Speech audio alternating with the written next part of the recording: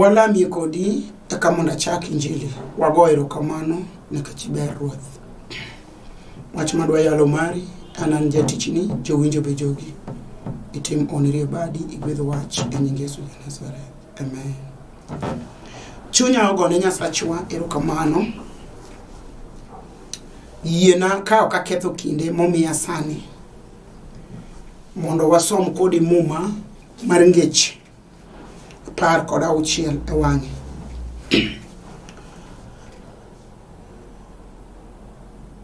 Chuny dhano nyalo chano gik modwaro timo, to mago duto ni e lwet Ruoth Nyasaye. Yiena somo Wes 2:3. Ng'ato nyalo paro ni gik moko duto motimo ne kare, to Ruoth Nyasaye ema pimo paro mag dhano. Ket gik moko duto mitimo e lwet Ruoth Nyasaye eka itimgi maber. Muma masomo mar ngech 16 wach moro mamit ne chunya kabisa. Ang'ana sire kod ngech 3. Abiro sire gi ngeche 3 matindo 5 wacho niya. Gen kuom Ruoth Nyasaye gi chunyi duto, to kik igen kuom riekoni iwuon. Par Ruoth Nyasaye gik moko duto mitimo eka obiro nyisi yo makare monego iluw. Kik iwe chunyi wuondi ni riek, to luor aluora Nyasaye, luor aluora Ruoth Nyasaye kendo bed mabor gi richo. Apako Nyasach nyiseche. Muma masomo mar ngeche 16 Wes 1 nyaka 3 wabiro chikore kendo waduoge ngeche 3 matindo 5 nyaka 7. Chuny dhano nyalo chano gik modwaro timo, to mago duto ni e lwet Ruoth Nyasaye. Ng'ato nyalo paro ni gik moko duto motimo ne kare, to Ruoth Nyasaye ema pimo paro mag ji. Ket gik moko duto mitimo e lwet Ruoth Nyasaye eka itimgi maber. Yiena akwonga ler 16 ngeche ni Wes 1 nyaka 3 ni taduogi 5. Andika wacho ni chuny dhano nyalo chano gik modwaro timo, to mago te ni e lwet Nyasaye. Ni Ruoth Nyasaye ema pimo paro mag dhano. Nyaka sama Roma lero kela mondo ayal kani. In miwinja, in ema Roma lero dwari. Nikech nyaka sama kani nitiere wach misepare chunyi midhi timo sani. Wan gi ng'ato mawinja sani mose ikore wuok e ode. Mano chunye. Wan gi ng'ato moikore sani dhi madho sum. Mano chunye. Wan gi ng'ato sani madhi nego wadgi. Mano chunye. Wan gi ng'ato sama maweni mowuok dhi ka juoga. Mano chunye. Kata sama weni wan gi ng'ato mariambo wach moro kuom ng'ato ma ok adiera.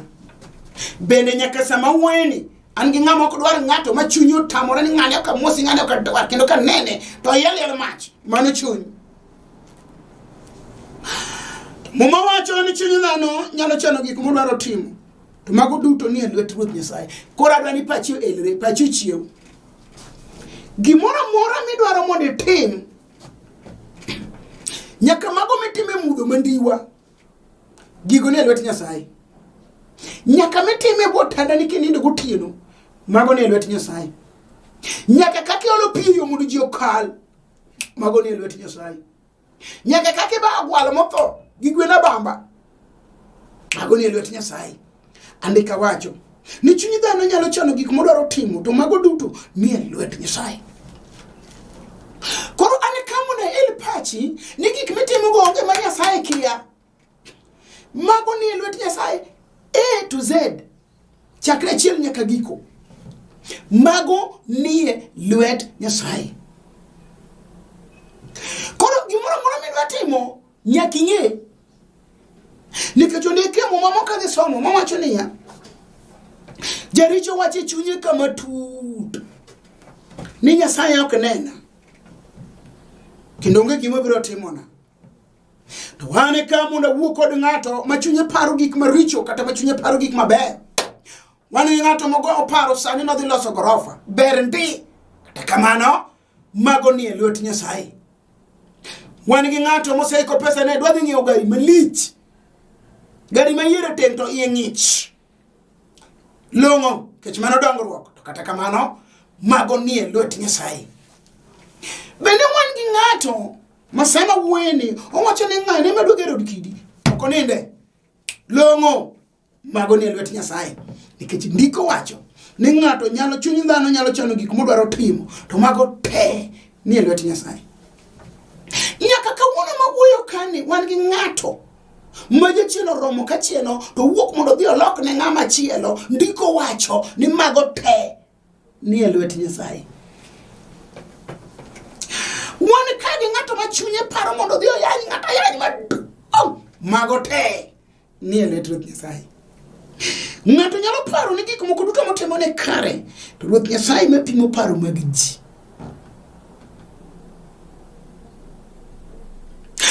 Wan gi ng'ato ma chunye sochano ng'ane to kanga romogo kawuono ng'iye mago ne lwet Nyasaye. Muma wacho ni ng'ato nyalo paro ni gik moko duto motimo ne kare to Ruoth Nyasaye mapimo paro mag ji. Roma lero kelo mondo yaw pachi ni samoro gik mitimo chunyi wuondi ni mag gik man kare mondo ikemo mama chiela moka dhi somo ni yo ma ng'ato paro ni ber ema nyalo mana tere tho. Koro muma wacho ni ng'ato nyalo chano gik modwaro mondo tim, ng'ato nyalo paro ni gik moko duto motimo ni kare to Ruoth Nyasaye ema pimo paro ni kilo pachi kami bedeno ni kilo pachi kami wuotheno ni kilo mar Nyasaye ok kilo mar piny. Mawacho ni ng'ato nyalo paro ni gik moko duto motimo ne kare to Ruoth Nyasaye mapimo paro mag ji. Tini pachi ni kilo mar Nyasaye.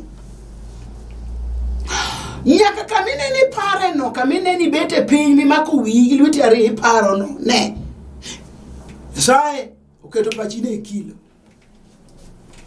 Awuoyo kod ng'ato ma en owuok mondo keth dala ng'ato paro no ni lwet Nyasaye. Wan gi jomoko maketho nyaka mondo ji ong'ang'ane ma to ching'ane to ketho gi thuon paro no ni lwet Nyasaye. Wan gi nyiri moko ma wengege tek mung'eni ma to chwor ng'ane to chamo gi to ten momiyo dichwo chowe to chiege mano ni lwet Nyasaye. Andika wacho ni chuny dhano nyalo paro gik modwaro timo to mago duto ni lwet Nyasaye. Ng'ato nyalo paro ni gik moko duto motimo ne kare to Ruoth Nyasaye mapimo paro mag ji. Adwaro mondo pachi elre mondo ing'e ni in ok in kendi sani kata timo mana richo to Nyasaye pimi. To ne maya momiyo dwani pachi elre mondo ine ni janeko machamo pot rabolo pipa korado gi Yesu Ruodhwa te ware maluoke mochangi motim neno moyal. Tiende ni nyaka pachi cha ndalo manye poko ware cha pachi nyoni lwet Nyasaye ka giran ne cha tege taka mano chamo gi pipo mane picha te. Samoro da komoro nyoni pie manyo romo in pie de poko nyol sani no mako ich. Tiende ni ya nyaka ya manye nyaka paro manye nyaka piwango manye chwe maka nyoni kilo mari Nyasaye.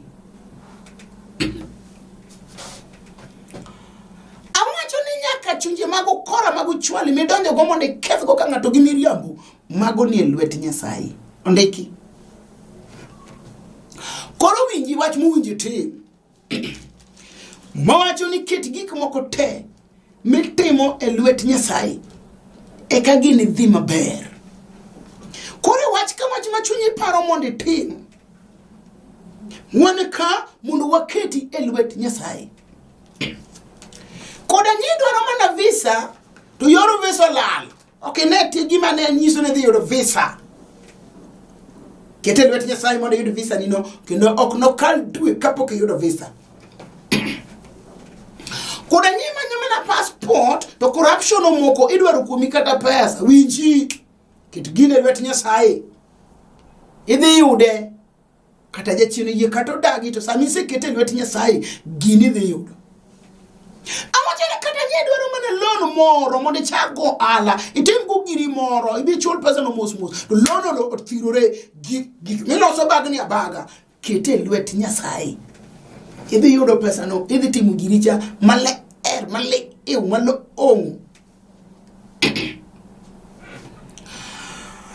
Awachone kata ka in muma man gi ich tiyangi pile ket wach ni lwet Nyasaye nikech muma wacho ni gik moko duto mondo timo okwongo kete lwet Nyasaye eka gini dhi maber. Koro kawuono biro keto kama biro yie lweti i kiwuoyo kod Nyasaye Ruth palo Roma atingo kendo nyathi Nyasaye okachaka doge pala. Muma wacho ni ket gik moko duto mitimo e lwet Ruoth Nyasaye eka itime gima ber. Kidwaro mondo gigi dhi maber to kuong ikete e lwet Nyasaye. Ndiko wacho ni ng'ato nyalo paro ni gik moko duto motimo ni kare, to kare Nyasaye ema pimo paro mag ji.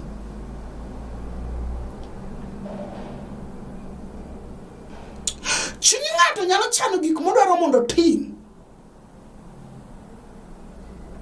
to mago te ni e lwet Nyasaye. Awuoyo kama mondo yikane gimidwa nyiso Nyasaye sani, nikech chunyi osechano gik midwaro timo mano to ber okadagi kik iwe tima. Kata kamano nyaka ing'e ni mago ni e lwet Nyasaye. Mano gima nyaka ikwong ing'e ni gimoro mandwa timo mago ni e lwet Nyasaye. Kendo kata koweyi mifaulu kae po ni en gima rach to Nyasaye oweyi mifaulu tindik piny ni e lwet Nyasaye. Mago te ni e lwet Nyasaye.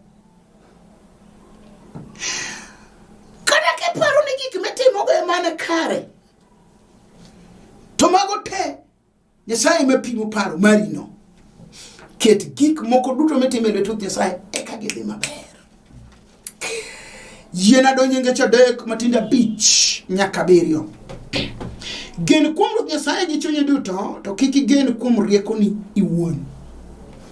Wan gi ji mang'eny mogeno kuom riekogi. Geno gi mana ni kuom riekogi kendgi giwegi. To muma mar Zaburi wacho ni ne gidagi yie kuom Ruoth Nyasaye, ne gikwongo gitimo gik moko ka ok gipenjo Nyasaye wach. Samoro nitie gigi mitimo to kipenjo Nyasaye wach. Nitiere kaka igeno gik moko, nitie kuma igeno, nitiere kuma geno ni nitie. Nitiere gik makiro atimo to nitie kuma inyemelea, ipondo, itimo, jipo apoya. Nikech nitie kama dhi gure sigingi. Nikawacho ni gen kuom Ruoth Nyasaye gi chunyi duto, to kik igen kuom riekoni iwuon. Aiwe geno kuom riekoni, wagen kuom Nyasaye e weche ma watimo. Beni watimo business, wagen kuom Nyasaye.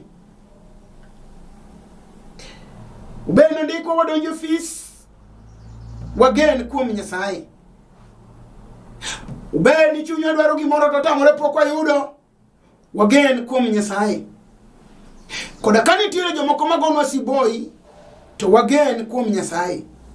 Mawacho ni gen kuom Ruoth Nyasaye gi chunyi duto, to kik igen kuom riekoni iwuon. Awinjo ni ang'ana yudi ng'ato mosegeno kuom riekone to riekone ni podho. Osegeno kuom riekone to riekone ni lala. Osegeno kuom gik motimo kien to ok chomi bagni abaga. Andika lero maliw malong'o ni gen kuom Ruoth Nyasaye gi chunyi duto, to kik igen kuom riekoni iwuon. An kod ng'ato ka mawinjo chunya ni dwaro mondo gen kuom Nyasaye kodwa golo riekone mar dhano, to duogo ir Nyasaye to geno kuom Nyasaye. Onge gima wacho mopogore kod geno Nyasaye no, onge. Ondiki muma mar Zaburi 125 wacho ni jok mogeno kuom Ruoth Nyasaye chalo kod got mar Sayun mochung' motegno mok ng'ingni. Koro sama ng'ato ogeno kuom Nyasaye to chung' motegno, ok ng'ingni. Ochung' motegno. Par Ruoth Nyasaye gik moko duto mitimo, eka obiro nyisi yo makare monego iluw. E gimoro amora mitimo, kuongi ket Nyasaye mbele. Awacho ni kata sama wawuoyo kodi ni mawacho wach Nyasaye tu. Ka nitie chandruok moro mapek ma ok inyal, to muma ne wacho niya, par Ruoth Nyasaye gik moko duto mitimo eka obiro nyisi yo makare monego iluw. Kata bed ni iyi osetow, par Nyasaye e iyi motowno, tibiro neno ka Nyasaye nyisi yo makare mowinjo iluw, tiende ni iyi no dhi chango. Koda in ng'ama nigi wich bar mogiki, ndiko wacho ni wapar Ruoth Nyasaye gik moko duto ma watimo eka obiro nyisowa yo makare mowinjo waluw. Par Nyasaye wiyi mabarini, tibiro neno ka gino chango, nikech ndiko wacho ni wapar Ruoth Nyasaye gik moko duto ma watimo eka obiro nyisowa yo makare mowinjo waluw. Awacho niya, kata kaka midake kwe onge, kuongi pari Nyasaye ikono ni Ruoth kwete onge, to in eminyalo kelo kwe. In ema kuonga pari miya yo makare mowinjo aluw. Par Ruoth Nyasaye gik moko duto mitimo eka obiro nyisi yo makare monego iluw. Kik iwe chunyi wuondi ni riek, mano wesa 7. Kik iwe chunyi wuondi ni riek, to luora Nyasaye kendo bed mabor gi richo. Kawuono chunji te wuondo gi riek. Joma luoko lwetgi luoko, joma otweyo umgi otweyo, joma ok dwa notendo gi jok dwar. Chunji wuondo ji ni riek. To muma wacho ni kik iwe chunyi wuondi ni riek, to luora Nyasaye. Nyaka maisha ma wan go ni nyaka waluor Nyasaye. Ka ng'ato luoro Nyasaye, to luoro ne Nyasaye dhi kelo ne faida. Awacho nondike mo Zaburi 135 ni ng'at moluoro geno kuom Ruoth Nyasaye chalo kod got mar Sayun mok ng'ingi ni beko ndekni. Sama ng'ato oluoro Nyasaye to onge gima buoge, nikech gikone ogik kuom luoro Nyasaye. En jal ma kada kokimi nego ji to winje chunye ni ok dorad kokimi nikech oluoro Nyasaye. En jal ma kada kansa oto ji tieko, chodo tunde ji tieko, keto tiyo mawiji, en winje chunye no luoro Nyasaye. Okopar ka gigo nyalo chopo kuom wach ma wacho ne nigi tiende. Kik iwe chunyi wuondi ni riek, to luora Ruoth Nyasaye kendo ibed mabor gi richo. Ng'at moluoro Nyasaye ma chunye ok wuondi ni riek no,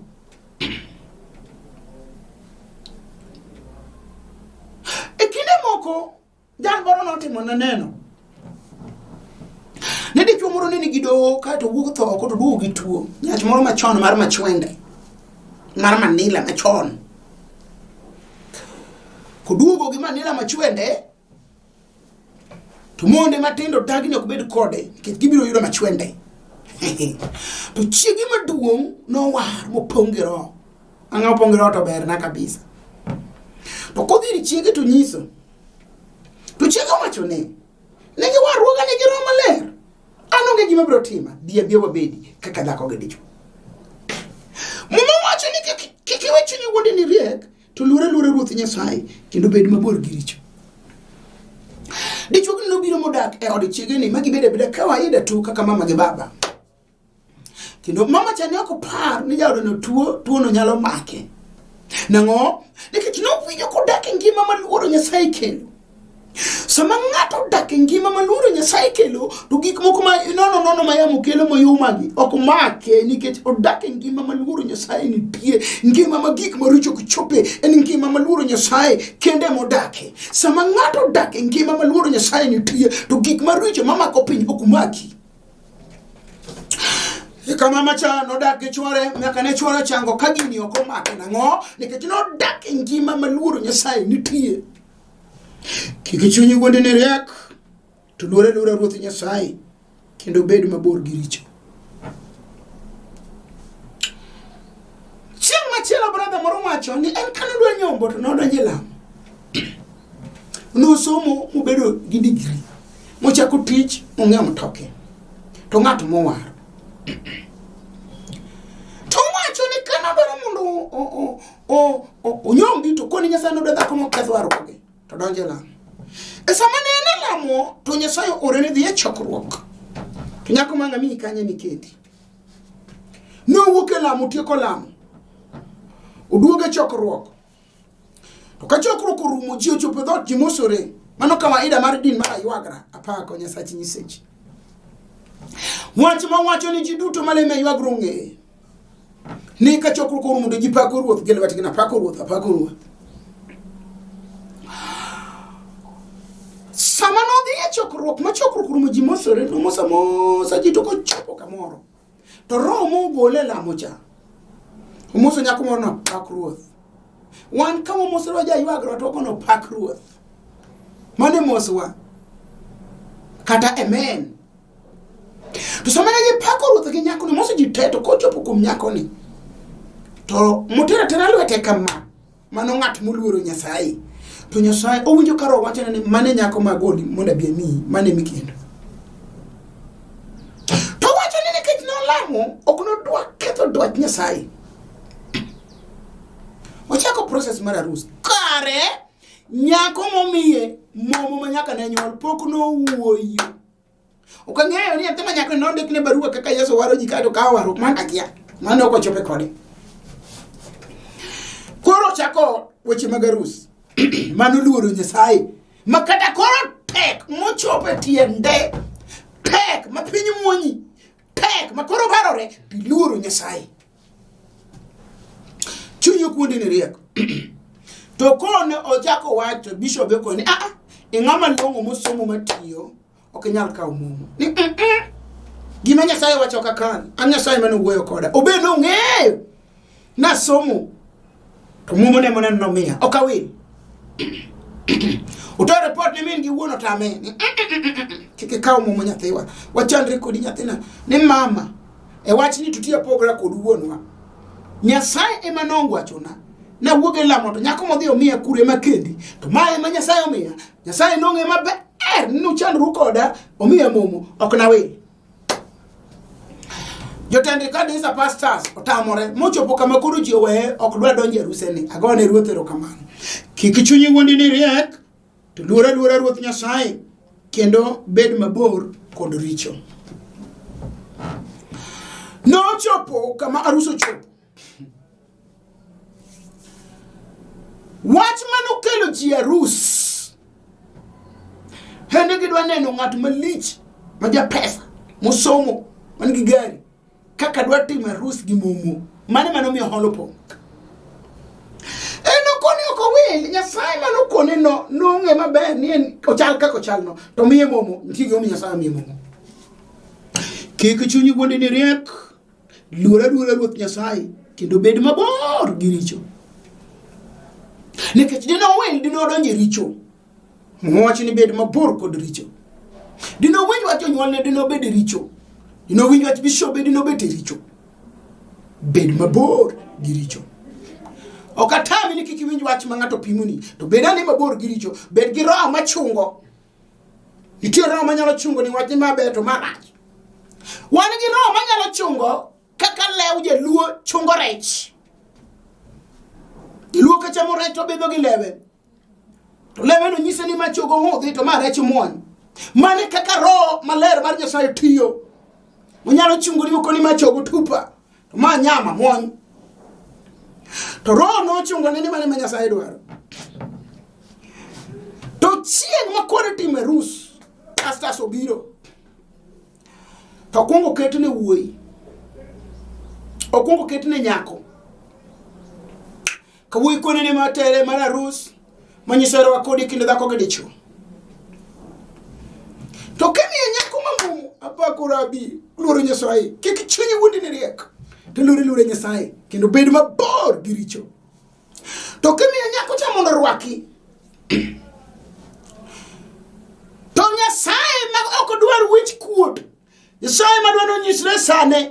Nyasaye matimo one samo winjore Nyasaye ma jagol nyiero koda chaya. Hallelujah. Nyasaye mopogore gi dhano. Nyako cha kokawo tere to chieng' ne ma Nyasaye no yawe dhoge. Wachi nyimi chini an bende asoni tere ni. Manyisa era kodi kinde dhako gi dichwo. Wach matin no kende no mi aruso rumo. Ji nogo koke hall ma aruso rumo. Samane gi okawo gi mondo ter gi odgi. Kijana ni ne wacho ni ji no dhi dalan ode ndola 14 jumba ariyo. Nyaka bishop ni, nyaka joma ne ok owuoyo. Ma chunygi no para. Ng'ane timo nade. Para to ko wacho. No dhi ire mokwaye ng'ono moko ni wena. Kare mane dwet Nyasaye anda para to kanyiso ng'ato. Ane kamo na koni ni gen kuom Ruoth Nyasaye gi chunyi duto to kik igen kuom mwandu rieko ni wuon. Par Ruoth Nyasaye gik moko duto mitimo eka obiro nyisi yo makare mowinje lu. Kik iwe chunyi wuonde ni riek to luora Ruoth Nyasaye kendo bed mabor gi richo. Winjo ka dwaro mondo koro walem kodi. Nikech nitie gik madongo ma Nyasaye timo. Nitiere onni gi ranyisi ma Ruodhwa timo. Walamo kodi. Wamiyo nyingi duong' komanda. Iber pile Nyasaye nyisoche. Wasewinjo kaka geno kuomi kendo luori kendo chano gik matimo ka kwan kodi. Luori kelo hala. Imejali gima chunye ywago. Imiye kwe change. Ichuochi na itimne ono. Yawne yo imiye tich. Imiye promotion imiye dhodala. Imiye ot imiye dhako kod nyithindo. Nyasaye maduong'. Itim ono. Ichang ringre gi mojony. Idonje choke ondhudho. Idonje fuoni eleche. Idonje remo. Itim gik mabeyo. Nyinge yudu duong' e nyinge Yesu Kristo walami kawayie. Amen. An mawuoyo kodi anere ambewa mar kara chunyi komo skul kandiege. An nyara sembo kanyikela modak ndhiwa Rangenya School. Anyar jaduong' manosenindo Rufasa Gulaboy. Karachuonyo kama iluongo ni West Karachuonyo. Yogod uma e school mar Kandiege. Aleme kanisa mar Voice Church. Ajal ma Yesu Kristo nowaro an Obama e piny Nairobi ka. Ane bo Bishop Dr. Barak Odoro kod Reverend Namanaguko. Ane bo Archbishop Mama Winnie Awino Owiti. Nyasaye mondo gwedhi. Ibiro kawo namba na. Wabiro tudore kuom nying Yesu ja Nazareth. Amen.